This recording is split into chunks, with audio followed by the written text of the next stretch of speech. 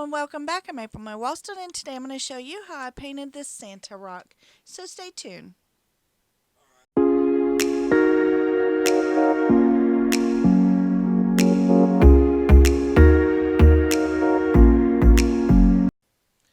So my camera got froze up and I'm missing the very first part of this video. But I started with a man-made rock. This is a rock made from a mold from the Happy Dotting Company over on Etsy. I'll try to link that below in the description.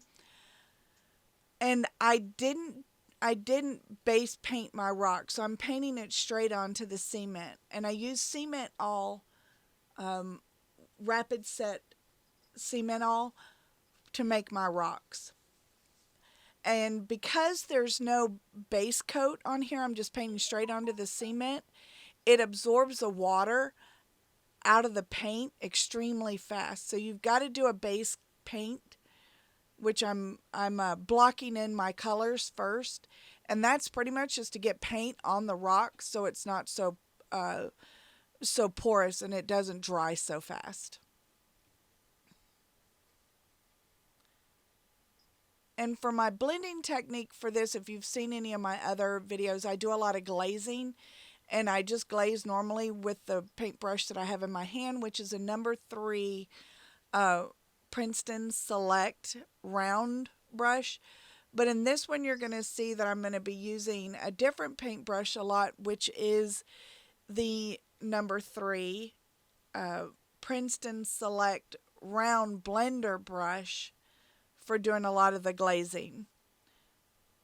That blender brush really works well for glazing techniques and kind of getting a smooth blend.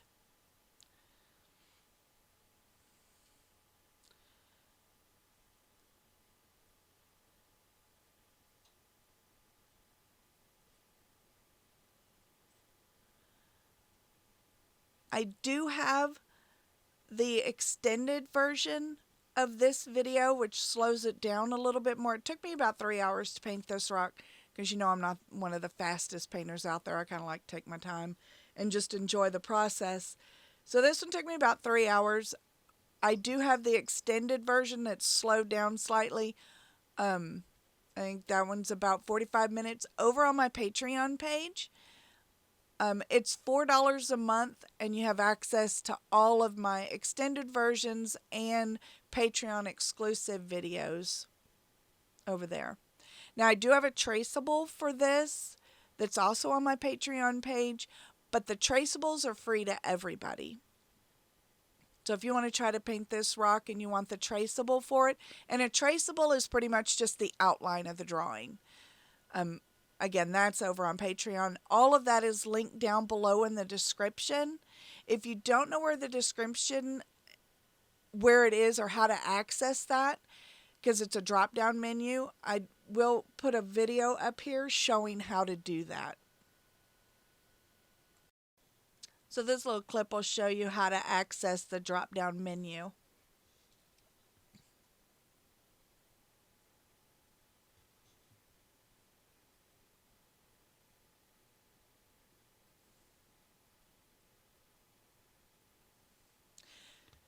Now you can see how my layers, at this stage, the rock looks pretty ugly.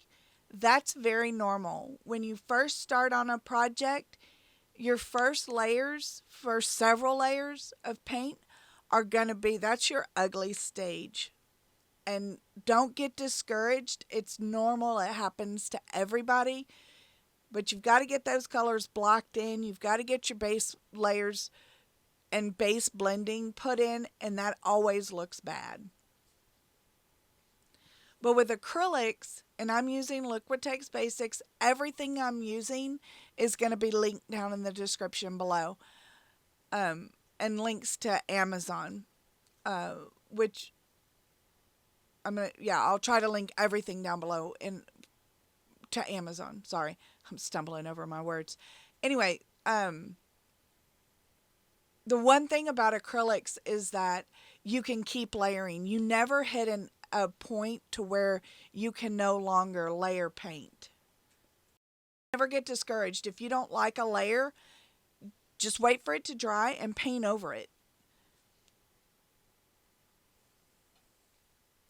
So like my left cheek looks really blotchy and bad, like he's got bad skin problem on his left cheek. That's going to get fixed. Another thing that I hear a lot of people, they don't like the brush strokes.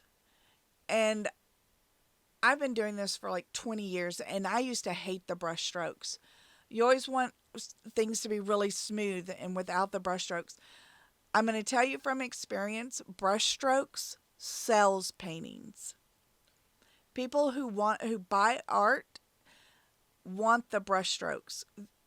And I guess it's like it proves that it was hand painted. I'm not really sure exactly why, but brushstrokes sell paintings. Also, texture sells paintings too. So like the thicker the texture, which is something I really struggle with. I like very thin layers, so I don't have a lot of texture on my paintings. But texture sells also. Just as a little FYI.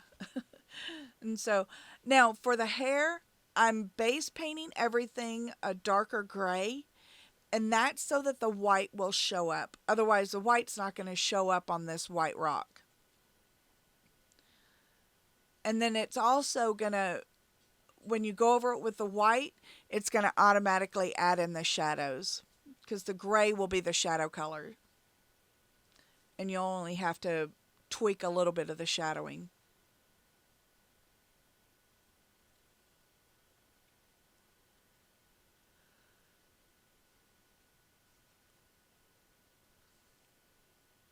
And the other thing is the white of the eye around the iris part is not stark white. Remember that. It should always be like a slight gray color, have a slight gray tint to it, or a blue tint to it. It's never going to be stark white. The only thing on your painting that really should be stark white is the shine of the eye. Now I'm going to use a lot of white in his beard and mustache, but this isn't the gray is going to tone a lot of that down.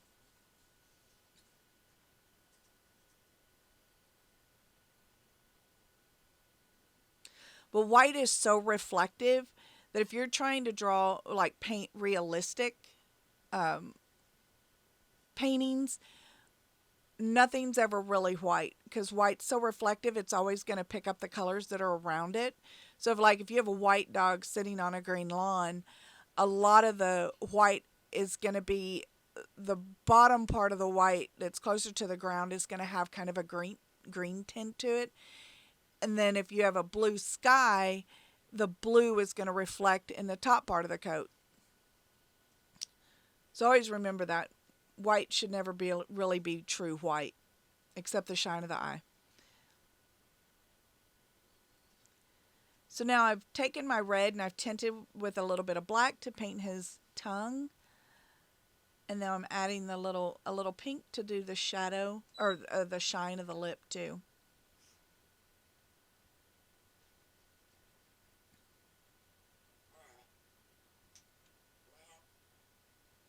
So now I'm going to go in and start really tweaking his cheeks and his skin. And see how I have now fixed the kind of blemish he had on his left cheek.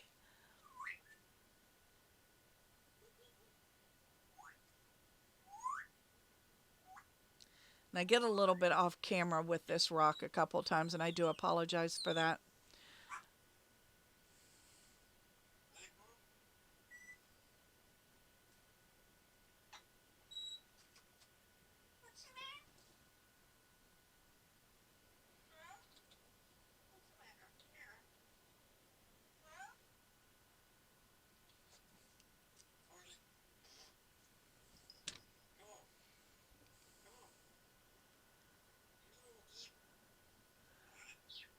So there's just a lot of going back and forth with the shadowing and the highlighting. I'm highlighting the wrinkles in his face, and then I'm going to glaze over the white of the wrinkle, I'm going to glaze over the tan color. And to make a tan, I always use white or titanium white, one of the two. Titanium white or unbleached titanium white, sorry. I use one of those two. It doesn't really matter, whatever you have. And burnt sienna. When you start blending those two, depending on how much white you add to it, that makes a really good flesh tone. Then if you add a little bit of red to that, it's going to pink it up, and that's going to, if you want a rosy flesh tone. Now, I normally don't use craft paints, but to do the bell on the tip of his hat, I did use metallic craft paint, which I will also link below in the description. But I used rose gold for the base of the bell, and then to add the shadowing to it, I used worn penny. And to add the detail to it, I used just a glaze of black.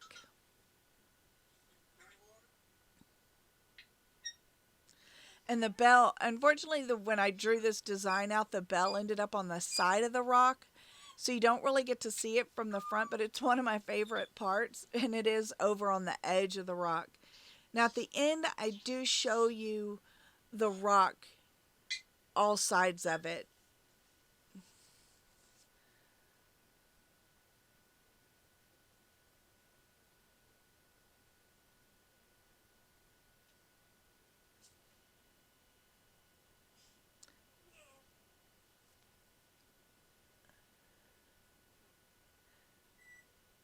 And again, if you want to see a more detailed version of this video, it is located over on my Patreon page, which is $4 a month, and the link is down in the description below. So here's the rock, the completed rock, and I'm going to show you all the detail.